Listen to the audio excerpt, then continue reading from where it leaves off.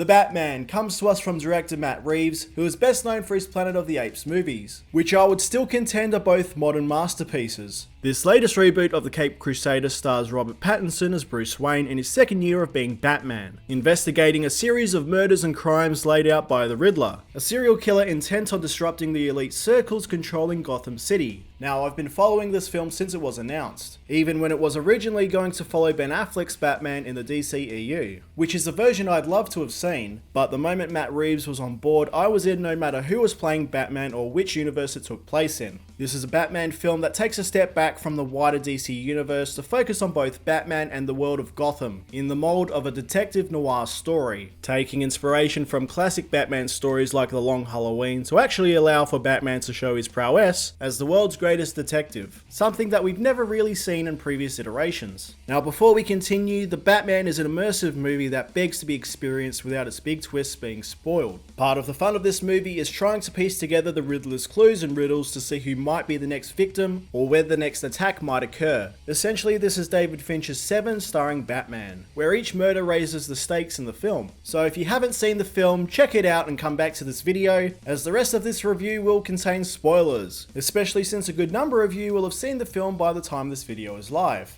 The decision to move ahead with a Batman in his second year of crime fighting is absolutely for the best. Matt Reeves masterfully oversteps the Batman origin story that really has been done to death at this point, but at the same time keeping the murder of the Waynes integral to the core of Bruce Wayne's character. This is a Bruce still trying to piece together why his parents were murdered, but not at the cost of just jumping into this serial killer noir story. That allows for Bruce to be more introspective than previously seen, as he battles with what he wants his legacy to be, whether it's to be this vengeful creature of the night or be a symbol of hope for the people of Gotham. And thankfully we have an actor as talented as Robert Pattinson bringing this version of Batman to life, who is absolutely fantastic as a Batman still traumatized by the death of his parents, using their deaths to dedicate his life to becoming Batman to a point of obsession, where he completely loses his life balance. Losing yourself to your life's work is a common thread for a lot of people, so I appreciated that Matt Reeves never gives Batman an easy fix, and allows Bruce to choose how he wants Batman to be perceived. The best Batman stories understand that Bruce Wayne is simply a persona, a construct to appear normal to the outside world, while Bruce Wayne is only able to be himself when he's out as Batman, and Matt Reeves illustrates that better than any previous iteration, by allowing Bruce to be in the suit for the majority of the movie, contrasting Pattinson's appearances as Bruce Wayne, where he's struggling to maintain that persona after being so invested in his Batman life. Obviously, Batman is a guy with a lot of issues, and there are attempts here to challenge Bruce's views on his parents, by exploring how Martha Wayne had a history of mental illness, while Thomas Wayne is demystified from being a hero figure, as someone who is capable of making serious mistakes. It is all fascinating and allows for Bruce's journey to feel earned, as he realizes that he needs to be more than just vengeance, because if he doesn't evolve and change, he'll morph into someone like the Riddler, who is embodied by their vengeance towards the Gotham elite.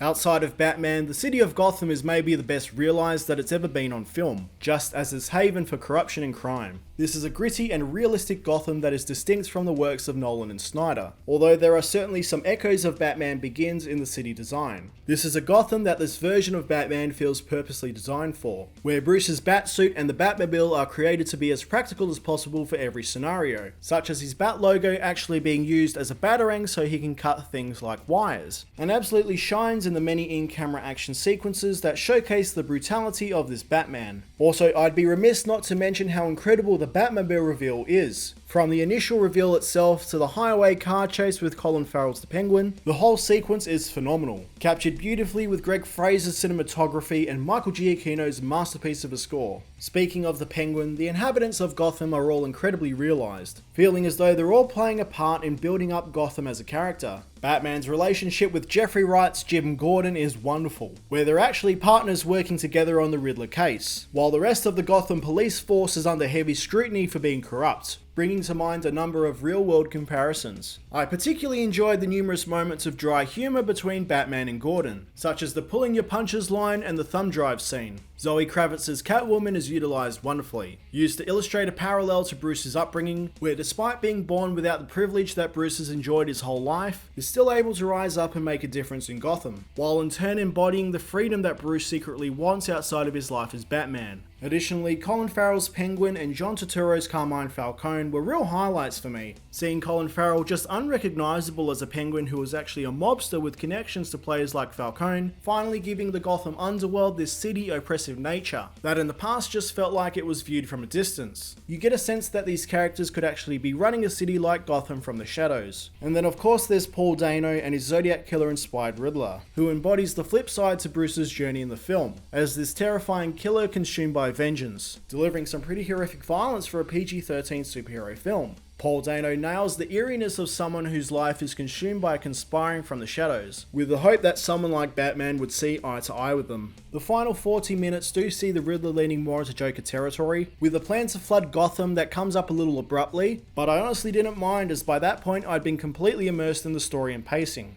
I'm sure the lengthy runtime won't be for everyone, but I was honestly unfazed by it. Additionally, I would have liked to have seen more of Andy Serkis' Alfred, who doesn't get as much development as previous versions of Alfred, more or less hitting the well-worn beats of Alfred being Bruce's surrogate father. A death scare with Alfred that occurs in the movie feels like it might have been better reserved for a second or third movie, once we've actually spent a bit more time with the character, so hopefully future films spend a little more time with Alfred, should we see Reeves decide to actually kill off Alfred, which would be a bold move. The Batman is a beast of a Batman film, honouring the character's legacy as a detective near pitch perfectly, while clearly building out this new Batverse that can stand on its own separate from the DCEU, and I honestly can't wait to see it again. Although we do get a setup for the Joker in future films, with the fantastic Barry Keoghan playing the character, I do hope we see other Batman villains explored first like Mr. Freeze or the Court of Owls. Either way, believe the Pattinson hype, he's about to be a lot of people's favourite Batman. The Batman gets a 9 out of 10 from me. Guys, I hope you like this review. If you want to see more reviews just like this one, stay right here for your Mono Fix. Bye guys.